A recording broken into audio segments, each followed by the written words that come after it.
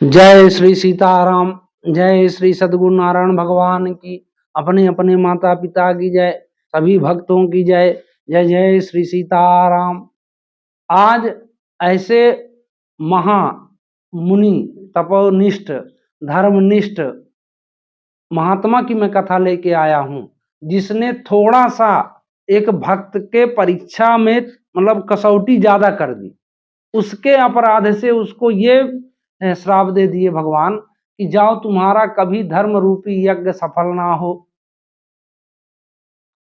अब इसमें भाव क्या है दोनों भक्त, मतलब परीक्षा लेने वाला भी भगवान का भक्त है और परीक्षा देने वाला भी भगवान का भक्त है। लेकिन एक भक्त जो है दूसरे भक्त की किस प्रकार परीक्षा ले सकता है, इसकी भी एक सीमा है, मापदंड है। जैसे मान कोई किसी भी परीक्षा का एक मापदंड होता है और उस मापदंड से अगर ऊपर परीक्षा ली जाए तो परीक्षा फिर मतलब उचित नहीं है। और उसका अपराध कितना अगर भक्त के ऊपर ये हो तो कितना बनता है। तो ये जो कहानी है श्री राजा हरिश्चंद्र जी की है, जो धर्मनिष्ठ, सत्यनिष्ठ और मतलब न्याय निष्ठ, जो भी मानिए आप, इनका नाम सुबह स्मरण करने से सब काम बन जाते हैं। पुण्य श्लोको नलो राजा पुण्य श्लोको जनार्दन, पुण्य श्लोको चावै देहि पुण्य श्लोका है युधिष्ठिरा। जय राजा हरिश्चंद्र जी की। इन मंत्रों का अगर आप जाप सुबह सुबह करते हैं तो विश्वास मानिए आपके बहुत सारे काम होंगे। तो राजा हरिश्चंद्र, बड़ी अच्छी कथा है। श्री राजा हरिश्चंद्र जी की परीक्षा जो है महामुनि विश्वामित्र जी ने लिया, और जो परीक्षा उन्होंने लिया तो लेने की जो कसौटी थी वो ज्यादा टाइट थी, ऐसा समझ लीजिए। वो जाते हैं महाराजा हरिश्चंद्र जी के पास और बोलते हैं कि मुझे आज दान में बहुत सारी चीजें चाहिए और आज मैं कुछ मांगने आया हूँ। उन्होंने कहा बिल्कुल। उन्होंने कहा कि मुझे 1000 असरफी चाहिए और इससे पहले जो है मुझे ये दान चाहिए कि मुझे ये राज्य दान कर दो। तो श्री राजा हरिश्चंद्र ने कहा बिल्कुल महात्मा, सब आपका है। उन्होंने तत्काल संकल्प ले ली कि आप यहाँ के राजा हो गए। अब जब राजा हो गए तो वो 1000 असरफी तो अब देने का अधिकार राज्य कोष से खत्म राजा हरिश्चंद्र जी का। अब राजा हरिश्चंद्र जी ने सोचा कि भाई मतलब कि अब क्या कैसा काम किया जाए कि 1000 असरफी मिले, और कौन देगा 1000 असरफियां, मुद्राएं, स्वर्ण मुद्राएं। तो वो गए एक डोम के यहाँ। डोम बहुत धनवान था, उन्होंने अपने आप को गिरवी कर दिया, मतलब बेच दिया, और 1000 मुद्राएं, स्वर्ण मुद्राएं लाकर विश्वामित्र को दे दी। यहां तक तो परीक्षा ठीक थी, भगवान को नहीं खला कि चलो होगा कोई बात नहीं, उसने अपने आप को गिरवी रखा। लेकिन उनकी धर्म पत्नी वो भी भगवत परायण थी। जब उनको कष्ट आना शुरू हुआ और कष्ट यहां तक बढ़ गया कि उनके एक पुत्र ही था, उसको भी सर्प ने काट दिया और वो पुत्र मृत्यु को प्राप्त हो गया। अब वो रानी ले जाकर मतलब धर्मराज युधिष्ठिर जो है वो सॉरी हरिश्चंद्र जो वहीं रहते थे, डोम के यहाँ शमशान में नौकरी करते थे। जब वहां लेके रानी पहुंचती हैं पुत्र को, मृतक पुत्र को, और दिखाती हैं कि आपका पुत्र मतलब मृत्यु को प्राप्त हो गया है, मर गया है, तो इसका आप अग्नि संस्कार करिए। तब उन्होंने कहा कि ऐसा है कि हे देवी, मेरे यहाँ मेरे स्वामी का आदेश है, डोम का आदेश है, डोमराज का, कि मतलब बिना टैक्स लिए किसी का कुछ कर लिए यहाँ शमशान में किसी को जलाया नहीं जा सकता, अग्नि संस्कार नहीं हो सकता। रानी बिल्कुल, अब एक तो ममता मई होती है माता, और उनके हाथ में पुत्र की लाश, उस पर भी उनका पति ये मांगे कि नहीं टैक्स दो तब तो अग्नि संस्कार होगा। मतलब कहने का मतलब भाव ये कि उस पुत्र का पिता ही टैक्स मांगे और वो अपनी उसकी माता से, पुत्र की माता से, अपनी धर्म पत्नी से, वहां उस स्थिति का आप सोचिए कितना कष्ट। उन्होंने कहा कि आप कितने निष्ठुर हैं। बोले निष्ठुर वाली बात नहीं है, यहाँ कर्तव्य परायण वाली बात है। मैंने वचन दिया है डोम को कि मैं सत्यनिष्ठा के साथ तुम्हारी नौकरी करूंगा, तो आपको कुछ ना कुछ तो देना पड़ेगा, भले पुत्र मेरा है। तो कहते हैं कि उन्होंने अपनी साड़ी का आंचल फाड़ा और टैक्स रूप में दिया, और एक ही साड़ी थी उनके पास। ये परीक्षा उनको खली नहीं, भगवान दिमाग में उनके बैठ गई। कि ऐसा थोड़ी परीक्षा लेना चाहिए।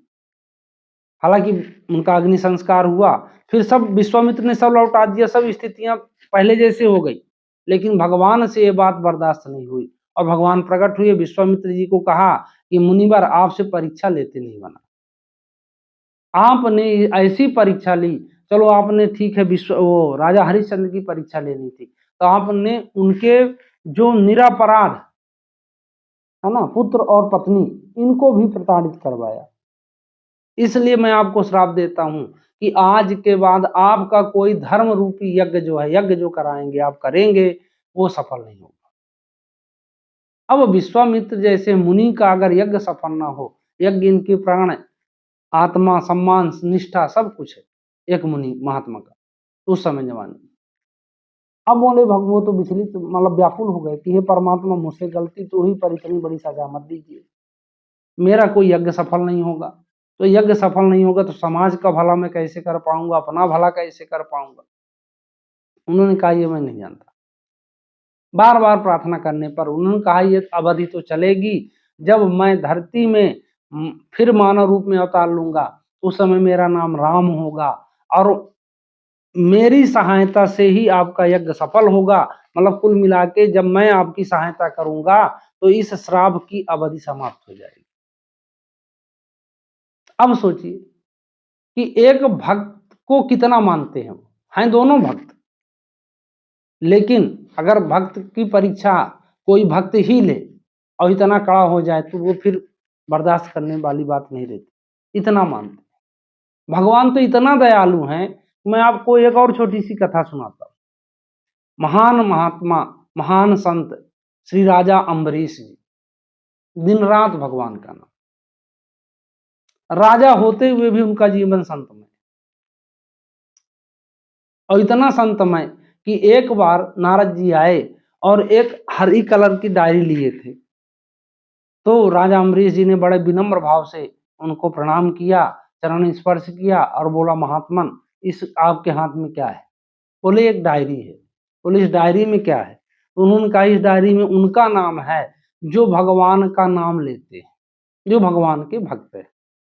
तो श्री राजा अम्बरीश जी ने कहा श्री नारद जी से कि भाई मतलब आपसे निवेदन है, क्या डायरी देख सकता हूँ? उन्होंने कहा बिल्कुल देख सकते हो।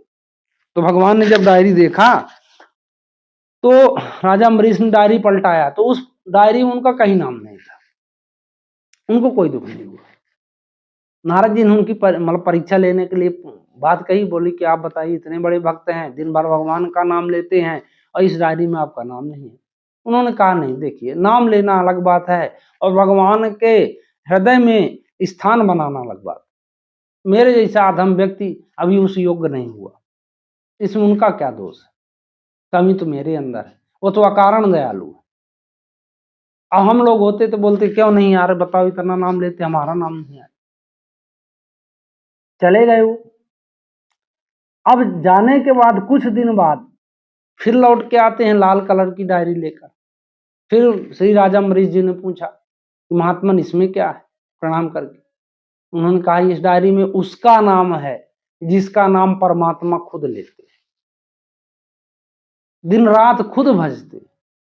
भगवान बड़े उत्सुक भाव से पूछा ऐसा कौन सा परम भागवत, परम भाग्यवान, मतलब भाग्यशाली इंसान है जिसका भगवान गुणगान करते हैं? तो मुझे आप डायरी दिखाई। तो उस लाल कलर की डायरी को जब देखते हैं तो उनमें पहला नाम राजा अम्बरीश लिखा था। हम लोगों जैसा आदम व्यक्ति होता तो नाचने लगता, अहंकार में भर जाता। पर राजा अम्बरीश जी ने अपना नाम देखा और रोने लगे, बोले हे प्रभु, मेरे जैसे अधम व्यक्ति का आप नाम लेते हैं, मेरे में कोई क्वालिटी नहीं। तो ये महान भक्ति की पहचान है। और बताइए भगवान जो है, भगवान को क्या चाहिए? वो सर्वव्यापी है, वो भक्तों को भजते। तो इतने दयालु हैं। अब दयालु हैं पर हम लोग उनके पास जाते नहीं, किसी को विश्वास नहीं। कोई कहता है कि यार राम राम जपने से क्या होगा, कोई कहता है राधे राधे कहने से क्या होगा, कोई कहता है राधा है ही नहीं, इस तरह नास्तिक पड़े। तो उनका तो बातें अलग है।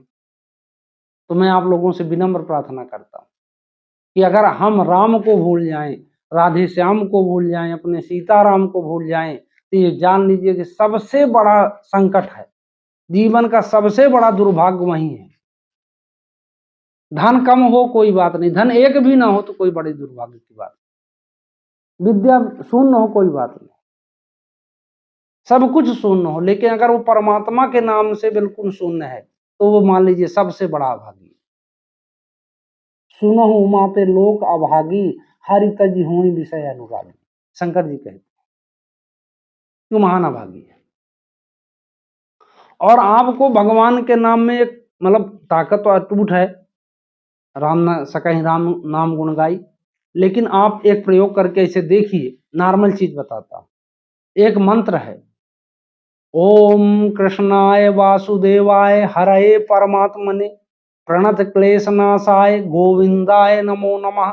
आप इस मंत्र को एक लोटा जल लीजिए और जब तुलसी माता में छोड़िए या वासुदेव भगवान में छोड़िए, यही कृष्णाय वासुदेवाय हरये परमात्मने, इसका नाम लेते हुए आप जल छोड़ के देखिए, एक आध महीना बाद आप देखेंगे हर संकट आपके समाधान।